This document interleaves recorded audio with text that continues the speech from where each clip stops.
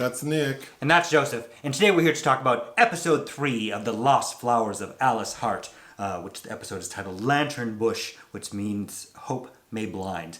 This, along with the first 2 episodes, will be available to stream on Amazon August 4th, 2023. So what did we learn in this episode? So, as we know from the last one, Alice realizes that Sigourney, June, has lied to her about her mother living at Thornfield. So we see that Alice has written a letter to Sigourney saying, you lied. Mm-hmm. So we have to contend with that. So in response, June writes an emotional letter to Alice stating why, and basically blackmails her into saying, like, I've lost my voice too, I'm in mourning, and once you find your voice, I'll find mine and tell you things you might want to know. Yeah, she's like, because if we forgot, Alice is mute since the incident. So yeah, Sigourney's like, I'm not talking till you talk. Alice does end up talking without that, but so Sally, the librarian, this episode's really about her, and she's just really adamant about wanting Alice, but we find out that Sally didn't know Clem was the father of Alice because sort of like her relationship with Clem and then Big John the cop, there was some overlap. It was kind of a fling with Clem. So she wasn't quite sure, and she didn't know until their daughter became sick years later and needed a transplant, that when the doctor told Sally, like, hey, neither you nor your husband are a match, we need to have a talk. And that's when she realized it was Clem. But Clem refused to provide, like, he wouldn't do a DNA test. But when she saw Alice looking just like her daughter, that's when she put, like, she knew for sure Clem was the father. And she kind of became fixated on her. Yeah. But so the end of the last episode is when her husband, Big John, is told this. So in this episode now, he's interviewing her like a cop. And he is mad as hell. She starts crying and he throws a box of tissues at her. Yeah. And then he tells her, like, well, I'm just going to move into the spare bedroom until I can find a place in town. Because he's donezo. Which kind of throws her into hyperdrive and trying to pressure June so she can have access to Alice. So Sally gets real bold because she drives out to Thornfield and confronts June. And June explains, because Sally didn't know Thornfield is like a battered women's. Because it's secret. Because it's secret. So she tells June, like, why don't you just let Alice decide? Let's just ask her who she wants to be with. So Sigourney says, okay, and they go pick up Alice from school. And Alice walked right past Sally. She didn't want anything to do with her. She seemed alarmed by Sally, but it's also like, this girl knows you in a very limited capacity. Right. Why would she choose you? Alice also learns, courtesy of Twig, that her younger brother, or she believes her younger baby brother that was unborn, is also dead. When as the audience, we also assume he's dead. Because Twig planted ferns for all 3 of her family members. And a new woman shows up at Thornfield with a baby boy, and that kind of helps to be a catalyst for Alice finding her voice. Because Alice becomes attached in a very sort of simple way to this new mother and her child, and that lady decides to leave to go back to her husband. So when Alice finds this out on her birthday, she gets upset and runs to the river and she screams. So she has a voice. And then her good Judy Augie shows up. And he's such a cool kid. He's such a good friend. But he brings her some liquor, which I thought was so funny. And then he brings her a book about a mermaid who lost her voice. The Little Mermaid. Like The Little Mermaid. And then she tells him thank you. And that's when we realize, oh, she can speak. So then she goes back to the house and everyone's excited. And June tells her some things that we kind of already know. We also learn Alice asks Candy Blue who her dad's dad is, and then we're introduced to the idea that June was having an illicit one-time-a-month affair with some criminal that they called the Robber Baron. Yeah. So some notes I wrote down. This mute business was getting old. It's trauma. I mean, sure, but you know what I was thinking? If that would have been me, how my mom and dad they would have slapped the voice out of my ass. Like, Yeah, they're... because she's writing things down very clearly. It's not like she doesn't want to communicate. So you playing games, girl. So I was getting kind of annoyed. So I was very glad she started elective mutism. Yeah. I mean, she went through something pretty traumatic. Of course.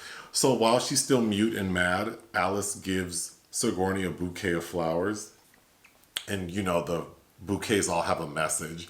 And the message that Alice gives to Sigourney is in celibacy we trust. So obviously she doesn't know what she's saying. Yeah. But I thought that was funny. So something interesting you said that's not in the book, which is kind of shocking to me, is that in the series, in this episode, Sigourney explains like how important bees are to the flowers, and then they produce this honey, and she believes the honey has healing properties. We don't get a lick of there's no dialogue or anything about bees in. That's so weird that a story that's so heavily rooted in flowers wouldn't mention like pollination. I agree. And The screenwriters of this series, how they've adapted is they've really played up how Thornfield is a matriarchy, and I think it works really well in what happens at the end of this episode and where we're going, especially based on how this is unveiled in the book, which is in the last 16 pages. Well, so to elaborate, Sigourney's character seems to really want to keep Thornfield about the women. But the problem is, we find out that her grandson, Alice's brother, who was in her mom's belly, who we thought died, he's not dead. And Sigourney gets a call saying, like, he's kicking, you need to come get his ass. So she's in turmoil because she doesn't want this boy. Especially after how her son turned out. Because then we get a conversation between June and Alice, Sigourney and Alice, saying, like, with Alice asking her about her dad. And Sigourney's just like, I don't know why he turned out like this. She had a good, I forgot to write that line down, but she had a good line about how it was slowly revealed that there was a damage in him. And that maybe was owed to who his biological father was. But she does tell Alice that Clem got mad because I reminded him that Thornfield cannot be run by... When she dies, a woman would have to inherit it. A man cannot inherit Thornfield. Yeah. I wrote down, what if... Because at this point, I didn't know Alice was going to speak by the end of the episode. I kept thinking, what if when she does speak, she sounds like Lindsay Lohan? Like a 50-year-old cocktail waitress. But she doesn't. She sounds like a little girl. Thankfully, she doesn't, because that would be So distracting. Sally, she does seem unreasonable until she says at the end. So finally, when Sally decides to give up this pursuit of Alice, she calls her husband crying, saying, I've been chasing this thing that's not real. And then I felt bad for her because I would imagine, if I lost my daughter, and then here's this other little girl who looks just like my daughter, and it's technically her sister, who has the same father, who's technically her half sister, and is in need of some. It's a tempting escape from grief. So But it was frustrating because it's like Sigourney is her grandmother and is capable of taking care of her, and even when Sally shows up at Thornfield, she goes, do you think it's healthy that you have her here with all these women who are traumatized and blah, blah, blah? And it's like, honey, you're just as bad as these ladies in the...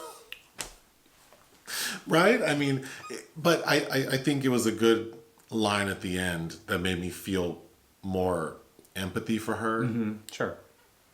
And then John caresses her and says that he misses being a father. And, of course, the last scene is Sigourney calls him.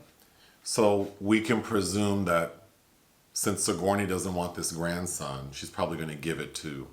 She's going to offer them the boy.